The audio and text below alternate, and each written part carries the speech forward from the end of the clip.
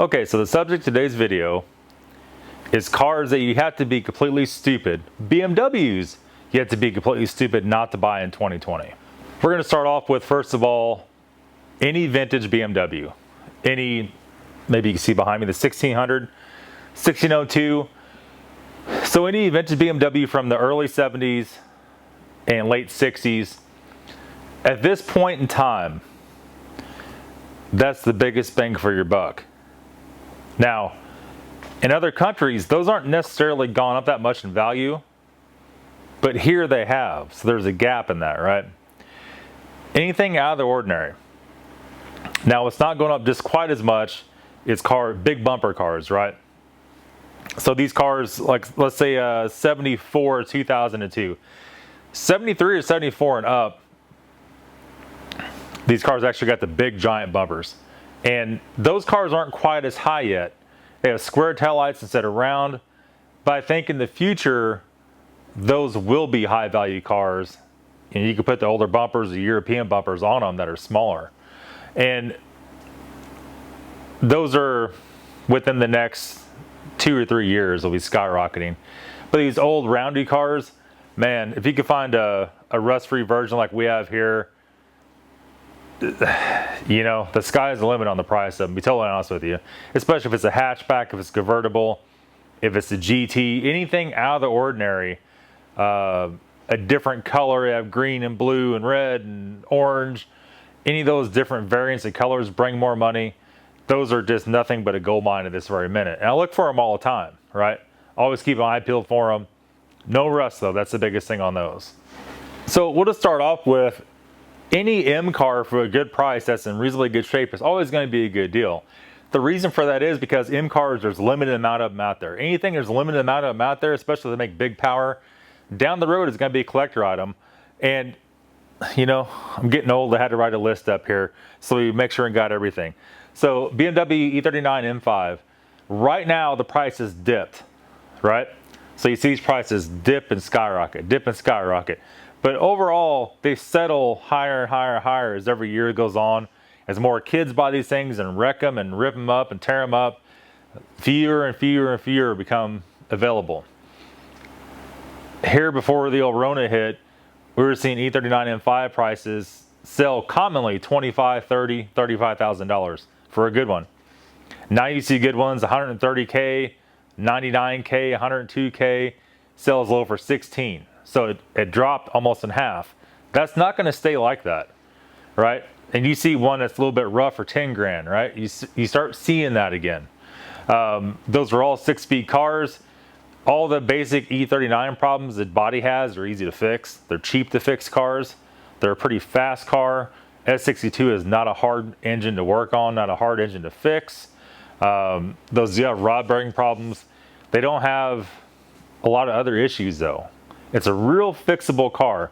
The transmission is the same as a 540 6-speed, so parts are available. If you're looking to get into an M car and you don't want to spend a lot of money, that's where I would go right now. I mean, that's the best bang for your buck. That's guarantee you when you go to sell it, you get money back out of it way more than what you paid, right? As long as you don't tear it up or destroy it. The next on the list is E60 M5, just like this one, and M6. So these are both V10 cars. These cars started out over $100,000 and never knew, right? $120,000, $130,000. I don't know what they cost. Somewhere in that neighborhood. They were very misunderstood for a lot of years. A lot of them got, instead of getting fixed, they have simple problems that are easy to fix. People just didn't know how to fix them. They would get parted out for those simple problems, right? And that's really a shame. However, if you have one, the price is going up, not a little bit, a lot bit. Back when I bought this, they were all over the place for 7, 8, 9, 10 grand, and now none. The cheapest burnout piece of crap you can find starts about 15, 16 and goes up. But be warned, if you don't know how to fix it, it could cost you a lot to fix it. If you take it to the shop and say, here, just fix this, they're going to rake you across the coals and empty your checking account in about 2 seconds. So don't do that. If you want to fix it yourself, they're really good cars to buy. However, I think it's already over, guys. I don't think you can buy any more cheap ones. I just kicked myself in the ass for not buying that $3,500 one, even if it wasn't easily fixable. Just the parts alone are a gold mine on these cars. If it just ran, right? So that's all in the past. That's already said and done. E34 M5. You can still find some European versions of this car that aren't too expensive. By that I mean like 10, 12 grand. I think if you found a good example of an E34 M5, what is that, M30 engine, 3.5? Can't remember. I think it's M30. That's a solid investment. If the car is good, the only problem is E34, notorious for the interior is not holding up very good. Everyone I've ever seen, the leathers look rough. It just didn't age well. But if you can find one that's good enough shape, you could buy a lot of those new stock parts. You know, if you need aftermarket panel here or there, maybe you could do that. In the very end, you come out ahead on that car. That's not going to lose any more money from this point on. The next one, and I look for these all the time, Z3 and Z4 Coupe. M Coupe's even better. I tell you what, I see Z3 Coupes, 318i Z3 Coupe, M44 engine, selling for $16,000, $19,000. That's essentially a 318 E36 with a hatchback. Oh, that's 318 Ti. But the Coupe, you know, I don't see the value in that, paying that much money for that car, but they're there. There's so damn few of them out there. It's nicknamed the shoe. It looks like a damn shoe driving, right? Clown car or whatever you want to call it.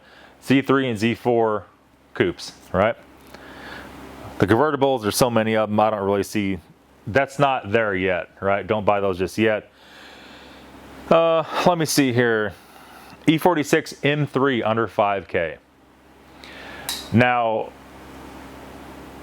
watching that Samcrack guy buy this flooded, repainted E46 M3, and he paid $5 grand through Copart. You're gonna lose his ass on that. There is no way out of that ever. That was the worst decision that guy's ever made. But he'll make it on the videos. He bought it for the videos. It's sponsored by Copart, sponsored by IAA, whatever. You know, he'll make the money. Don't buy one of those for that price. Now, if you could buy one that's clear title, not wrecked, not flooded, not destroyed, doesn't need paint, just has some engine problems here and there. If you can find one of those for $5 grand or less, I think that's a solid deal. Don't go pay 10 grand for one and bitching because you can't sell it for that in a few months. I don't think they're that far along yet, right? So it is what it is on that one. Old E24 M6. This kind of struck me. So this says 1983 to 89 M6, first gen E24 M6. I've actually seen two of these for sale very recently. They're around 12 grand. 12 grand sounds like a lot for one of those cars. I don't think you could lose on it at that price. There's not a lot. There's like two. They were for sale. They're probably not anymore. That was like 2 days ago. That goes to show you the quickness things move on M cars. There again, that old M6, you know, M30, you can't go wrong on it. So let's jump into this. Next up is E36 M3. And I have quotes next to it, if under 5 grand. Those cars were at the gutter. They weren't worth nothing. They spiked way up. They went down. And now they're hovering for good ones about 5 grand. You see people asking 20 for them. You're not going to get 20 grand for that right now. If you could buy one at 5 grand, I don't think you could lose on that. The only problem with E36 M3, they made so damn many of them. There seems to be a lot of them still around. So there is that. The next one and the last one is the BMW 850i from the 90s. I don't remember what model that was. Stretching my brain. I didn't write it on here. I don't know. 850i V12. Now, don't mistake that with 845i. Although back then that was M60. Back in those years in the 90s, maybe even M62, but not the TU Vanos engine back in 845s back then. So you can still fix it, right? But the V12 one's always going to bring more money for that. M62 cars, everybody's so scared of those cars, even though they weren't that bad those years. Everybody just mortified of those cars, right? I think those are a good investment. You have to pay a little more for them right now. I think they're closer to 10 grand right now for an 850 back then. If you could even find it, they're going away quickly. But I think in the future, that's going to be a big car, a big money car, right? It was way ahead of its time on looks. They didn't sell a lot of them. V12, it had the recipe, the whole layout to be a collector car. And that's what it is. Now, don't get angry at me. There's probably 20 of them I missed, but this is the ones I particularly look for on the regular basis. I can't include any newer cars, any F-Series, E90, none of that stuff. None of that stuff goes on this list. None of that stuff other than E90 M3 would be the only one. But those aren't cheap right now, right? They're already expensive. So it doesn't really qualify for this exactly. All the X5 stuff, all the X3 stuff, that didn't make the list. That stuff does not hold value.